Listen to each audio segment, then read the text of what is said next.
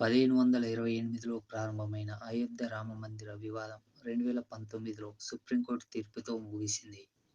దేశంలోని అన్ని రామ మందిరాలతో పోలిస్తే అయోధ్య రామాలయం చాలా ప్రత్యేకం.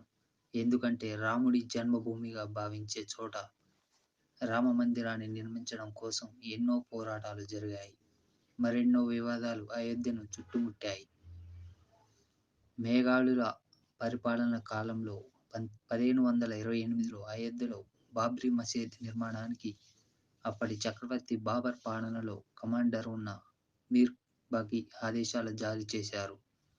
అయితే బాబ్రీ మసీదు నిర్మించిన చోటే శ్రీరాముడి జన్మస్థలం అని చెబుతూ ఉంటారు. అయితే 1843 నుంచి 1949 వరకు మసీదు చుట్టూ అనేక వివాదాలు నెలకొన్నాయి. మతపరంగా కూడా ఎన్నో ఘర్షణలు చోటు చేసుకున్నాయి. 1853, 1859లో ఘర్షణలు తారస్థాయికి చేరాయి. దీంతో అప్పుడు ఉన్న బ్రిటిష్ ప్రభుత్వం అయోధ్యలో ఉన్న వివాదాస్పద భూమి చుట్టూ కంచెలు ఏర్పాటు చేసింది. మసీదు లోపల భాగంలో ముస్లింలు, బయటి భాగంలో హిందువులు ప్రార్థనలు చేసుకునేందుకు అనుమతులు ఇచ్చింది.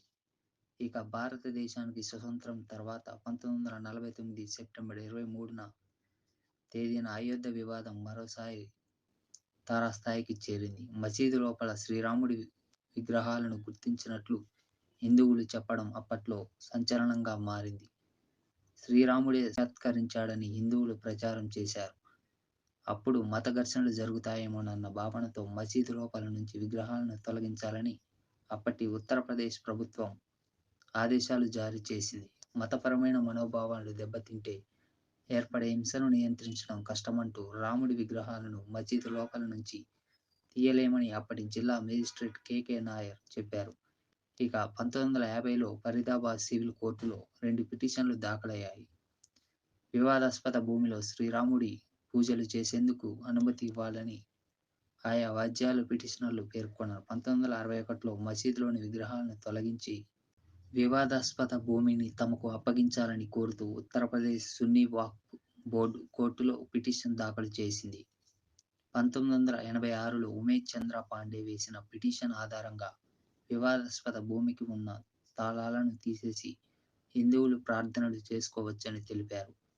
ఫిబ్రవరి 1వ తేదీన ఫరీదాబాద్ జిల్లా జడ్జి కె.ఎం. పాండే అనుమతులు ఇచ్చారు. ఇక అయోధ్య రామ జన్మస్థలం బాబ్రీ మసీద్ వివాదంలో అతిపెద్ద ఘటన 1992 డిసెంబర్ 6వ తేదీన చోటు చేసుకుంది. విశ్వ హిందూ పరిషత్, శివసేన కార్యకర్తలు వివాదాస్పద భూమిలోకి చొచ్చుకెళ్లి వివాదాస్పద ప్రాంగణంలోని బాబ్రీ మసీద్ కట్టడాన్ని ధ్వంసం చేశారు. ఆ ఘటన దేశవ్యాప్తంగా సంచలనం రేపింది. ఆ తర్వాత దేశవ్యాప్తంగా అనేక చోట్ల మత ఘర్షణలు చోటు చేసుకోగా వేలాది మంది ప్రాణాలు కోల్పోయారు. ఇక ఆ ఘటన తర్వాత 2002లో హిందూ కార్యకర్తలే లక్ష్యంగా గుజరాత్లో గోధ్రా అల్లర్లు జరిగాయి. అనంతరం నెలకొన్న హింసాత్మక ఘటనల్లో 2000 మంది ప్రాణాలు కోల్పోయారు. ఆ తర్వాత 2010లో వివాదాస్పద భూమిని 3 భాగాలుగా విభజిస్తూ అలహాబాద్ హైకోర్టు కీలక తీర్పు వెలువరించింది. సున్నీ వక్ఫ్ బోర్డు రామ్ లల్లా, విరద్మన్, నిర్మోహి ఆకారాలకు పంచుతూ నిర్ణయం తీసుకుంది.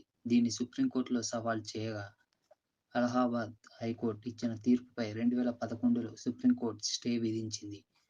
ఇక 2011 నుంచి 2016 వరకు అయోధ్య వివాదం చుట్టూ సుప్రీంకోర్టులో అనేక మార్లు విచారణ జరిగింది. చివరగా 2017లో అవుట్ ఆఫ్ కోర్ట్ సెటిల్మెంట్ కోసం సుప్రీంకోర్టు పిలుపునిచ్చింది. అదే సమయంలో అనేక మంది రాజకీయ నేతలపై క్రిమినల్ అభియోగాలు మోపింది. మధ్యవర్తిత్వంలో అయోధ్య వివాదాస్పద భూమికి పరిష్కారం కోసం 8 వారాల గడువు ఇస్తున్నట్టు 2019 మార్చి 8వ తేదీన సుప్రీంకోర్టు ప్రకటించింది. అయితే ఈ మధ్యత్వం ద్వారా ఎలాంటి పరిష్కారం లభించలేదని 2019 ఆగస్టు 2వ తేదీన సుప్రీంకోర్టుకు మీడియేషన్ ప్యానెల్ నివేదికను అందించింది. దీంతో అప్పటి నుంచి అయోధ్య బాబ్రీ మసీద్ వివాదంపై సుప్రీంకోర్టు రోజువారీ విచారణ చేపట్టింది. 2019 ఆగస్టు 16వ తేదీన అయోధ్య వివాదంపై తీర్పును రిజర్వ్లో ఉంచింది. 2019 నవంబర్ 9వ తేదీన 5 సభ్యులతో కూడిన సుప్రీంకోర్టు ధర్మాసనం అయోధ్య వివాదాస్పద భూమిపై చారిత్రక తీర్పును వెలువరించింది. 2 ఎకరాల వివాదాస్పద భూమిని రామమందిర నిర్మాణానికి అప్పగిస్తూ సంచలన తీర్పును ఇచ్చింది. మరో 5 ఎకరాలు మసీదు నిర్మాణానికి కేటాయించింది. ఆ తీర్పుతో దేశవ్యాప్తంగా హిందువులు సంబరాలు చేసుకున్నారు. 2020 మార్చి 25వ తేదీన 28 ఏళ్ల పాటు టెంట్‌లో ఉన్న రామ్‌లల్ల విగ్రహాన్ని పైపర్ టెంపుల్‌లోకి తరలించారు. 2020 ఆగస్టు 5వ తేదీన అయోధ్యలో రామమందిర నిర్మాణానికి ప్రధానమంత్రి నరేంద్ర మోడీ శంకుస్థాపన చేశారు. 2024 జనవరి నాటికి రామమందిర ప్రారంభోత్సవానికి శరవేగంగా పనులు జరిగాయి.